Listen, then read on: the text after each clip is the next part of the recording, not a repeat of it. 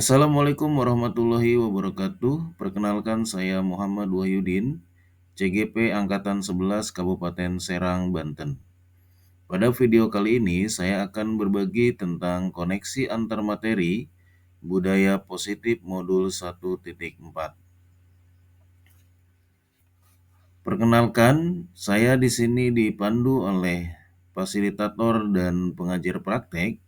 Yang pertama yaitu fasilitator Bapak Arif Nugroho dan yang kedua pengajar praktek yaitu Ibu Siti Mariam. Dalam koneksi antar materi ini, saya akan membuat kesimpulan mengenai peran saya dalam menciptakan budaya positif di sekolah dengan menerapkan konsep-konsep inti seperti disiplin positif, motivasi perilaku manusia, hukuman dan penghargaan, posisi kontrol, kebutuhan dasar manusia, keyakinan sekolah atau kelas, dan segitiga restitusi.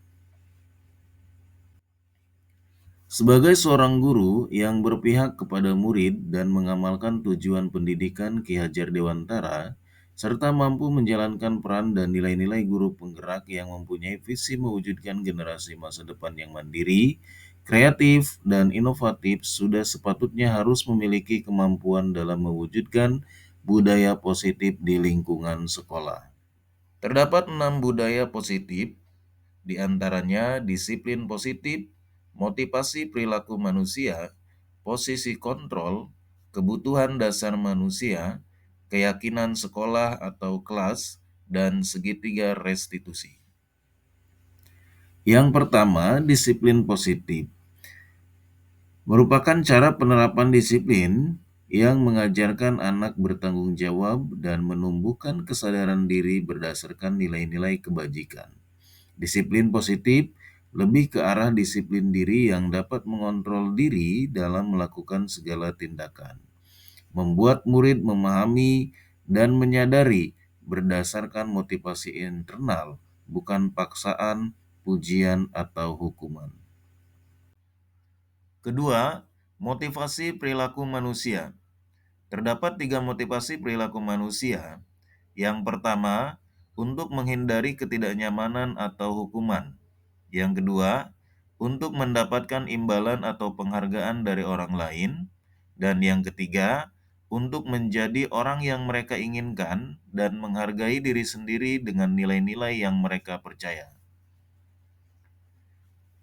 Pada saat guru memilih 2 motivasi perilaku manusia, yaitu untuk menghindari ketidaknyamanan atau hukuman, dan untuk mendapatkan imbalan atau penghargaan dari orang lain, maka motivasi ini berbentuk motivasi eksternal.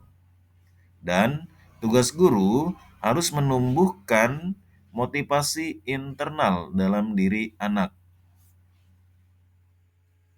Maksudnya, menumbuhkan motivasi internal, sehingga murid menjadi orang yang mereka inginkan dan menghargai diri sendiri dengan nilai-nilai yang mereka percaya. Sebaiknya, hindari memberi hukuman dan penghargaan yang berlebihan agar meminimalisir motivasi eksternal dalam diri. Yang ketiga, posisi kontrol guru. Terdapat 5 posisi kontrol guru, yang pertama sebagai penghukum, yang kedua sebagai pembuat merasa bersalah, yang ketiga sebagai teman, yang keempat sebagai pemantau, dan yang kelima yaitu sebagai manajer. Sebaiknya, guru dalam melakukan tindakannya yaitu sebagai manajer. Posisi sebagai manajer di mana guru berbuat sesuatu bersama dengan murid, mempersilahkan murid mempertanggungjawabkan perilakunya, mendukung murid agar dapat menemukan solusi atas kesalahannya sendiri. Selain itu, mengacu kepada restitusi yang dapat menjadikan murid kita seorang manajer bagi dirinya sendiri. Di manajer, murid diajak untuk menganalisis kebutuhan dirinya maupun kebutuhan orang lain. Keempat, kebutuhan dasar manusia. Setiap kita memiliki kebutuhan dasar manusia masing-masing. dan memiliki berbagai cara untuk memenuhi kebutuhan dasar manusia. Guru harus percaya bahwa murid memiliki tujuan di balik perilaku mereka. Salah satunya adalah untuk memenuhi kebutuhan dasar mereka. Guru harus mampu melihat kebutuhan dasar murid terlebih dahulu agar tercapai proses pembelajaran yang baik. Di antara kebutuhan dasar manusia, yang pertama adalah bertahan hidup. Yang kedua, kasih sayang dan rasa diterima. Yang ketiga, penguasaan. Yang keempat, kebebasan. Dan yang kelima, yaitu kesenangan. Kelima, yaitu keyakinan sekolah atau kelas.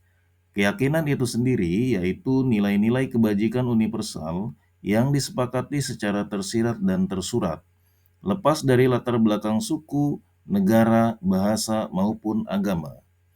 Dalam hal ini, guru berperan dalam mewujudkan terbentuknya keyakinan sekolah atau kelas dengan adanya kesepakatan antara guru dan murid. Dan keyakinan kelas berupa pernyataan-pernyataan universal yang mudah dipahami dan harus diterapkan dalam lingkungan sekolah. Yang keenam, yaitu segitiga restitusi. Dalam menyelesaikan masalah, seorang guru yang berperan sebagai manajer menggunakan segitiga restitusi. Ada 3 tahapan dalam menjalankan segitiga restitusi. Yang pertama, yaitu menstabilkan identitas.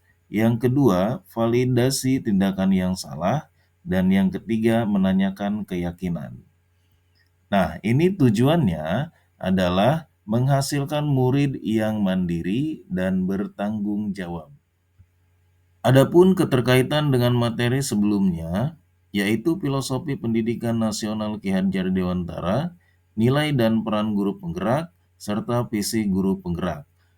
Dengan menjalankan budaya positif di sekolah, maka akan mempermudah dalam tercapainya tujuan pendidikan nasional sesuai dengan filosofi Ki Hajar Dewantara, yaitu pendidikan berpihak pada murid, menuntun tumbuh hidupnya kekuatan kodrat yang ada pada murid. Budaya positif juga akan terwujud bila seseorang guru memiliki 5 nilai guru penggerak, diantaranya berpihak pada murid, mandiri, reflektif, kolaboratif, dan inovatif.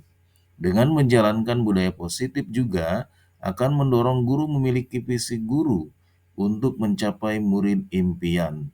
Dan juga budaya positif dapat terwujud dengan berkolaborasi dengan seluruh warga sekolah melalui keyakinan sekolah yang telah disepakati dan dijalankan bersama.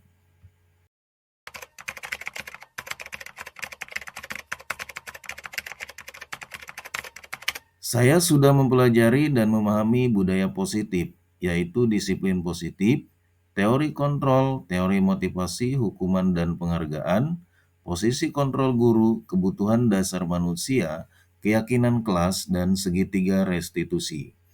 Hal yang menarik dalam memahami budaya positif ini ada pada materi hukuman dan penghargaan, bahwa dengan memberikan hukuman dan penghargaan yang berlebih kepada murid akan berdampak negatif, di antaranya merusak hubungan, mengurangi ketepatan, menurunkan kualitas, mematikan kreativitas, dan bersifat menghukum.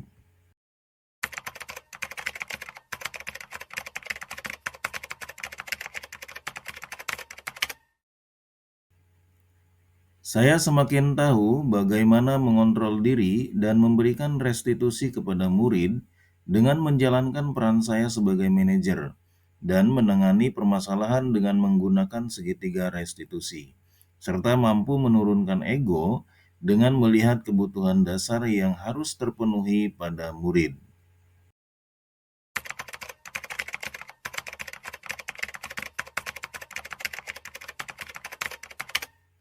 Menangani murid yang sering datang terlambat dan sering tidak bisa fokus dalam mengikuti pembelajaran. Kemudian, saya menggunakan segitiga restitusi dalam menangani permasalahan tersebut.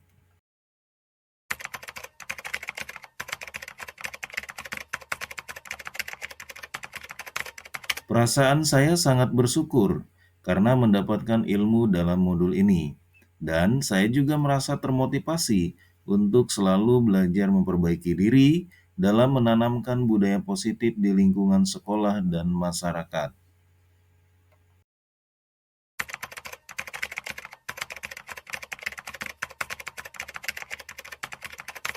Menurut saya, hal yang sudah baik adalah mulai muncul motivasi intrinsik pada murid dalam melaksanakan budaya positif sesuai nilai-nilai kebajikan universal. Yang perlu diperbaiki adalah posisi guru yang paling ideal adalah sebagai manajer.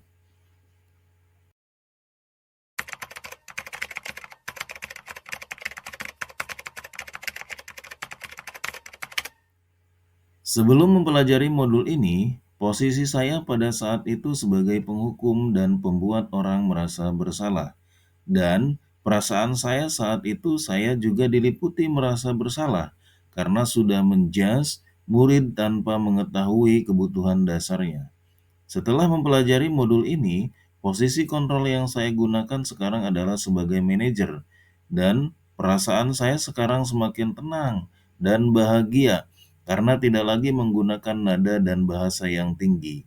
Perbedaannya, sekarang semakin menyadari akan pentingnya mengetahui kebutuhan dasar manusia terlebih dahulu dan menggunakan komunikasi yang efektif dalam menyelesaikan masalah.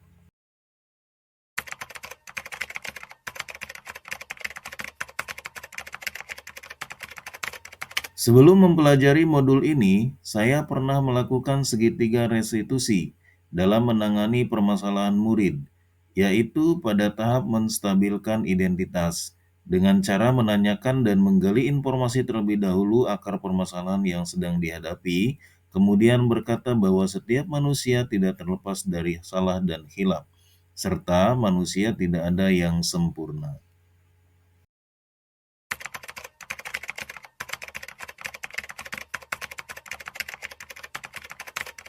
Selain konsep-konsep yang disampaikan dalam modul ini, hal-hal lain yang menurut saya penting untuk dipelajari dalam proses menciptakan budaya positif, baik di lingkungan kelas maupun sekolah, adalah berkolaborasi antara sekolah dan orang tua agar budaya positif juga bisa dilaksanakan di rumah dan masyarakat.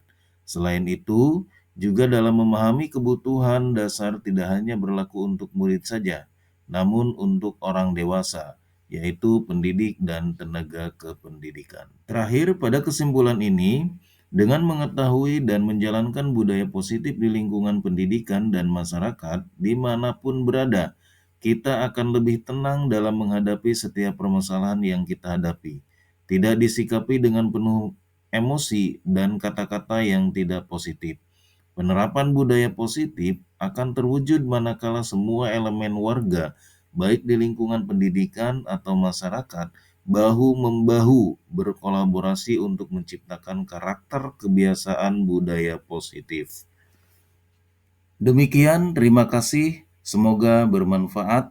Salam tergerak, bergerak, dan menggerakkan.